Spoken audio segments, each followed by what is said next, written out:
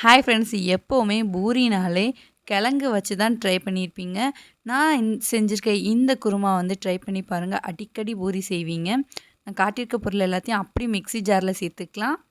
அது கூடவே ஒரு கைப்பிடி அளவுக்கு தேங்காய், 3 பச்சை மிளகாய், 1/4 ஸ்பூன் மிளகு, ஒரு 5, 6 முந்திரி பருப்பு, கொஞ்சமாக இஞ்சி, கொஞ்சமாக பூடு, இது எல்லாத்தையும் சேர்த்து கொஞ்சமாக தண்ணி சேர்த்து நல்லா பேஸ்ட்டாக அரைச்சி எடுத்துக்கலாம்.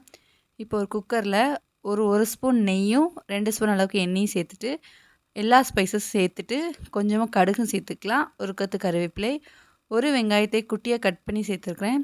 சேர்த்துட்டு நல்லா கலந்து விட்டுட்டு நம்ம அரைச்சி வச்சுருக்க பேஸ்ட்டை அப்படியே உள்ளே சேர்த்துடலாம். உள்ளே சேர்த்துட்டு இந்த ஜாரை கழுவி அப்படியே உள்ளே ஊற்றிடலாம். நல்லா கலந்து விட்டுருங்க.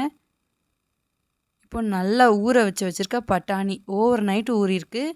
அதுக்கப்புறமா கொஞ்சமாக பீன்ஸ், கொஞ்சமாக கேரட் எல்லாத்தையும் உள்ளே சேர்த்துட்டு நல்லா கலந்து விட்டுட்டு தேவையான அளவுக்கு உப்பு சேர்த்துட்டு நல்லா தண்ணி கொஞ்சம் நிறையவே சேர்த்துக்கோங்க. இது கூடயே ஒரு 2 மிளகாய் சேர்த்துருக்குறேன். எங்களுக்கு உரப்பு நல்லா இருந்தால் பிடிக்கும். போட்டுட்டு ஒரு 3 விசில் வச்சு எடுத்தால் சூப்பரான குருமா ரெடி.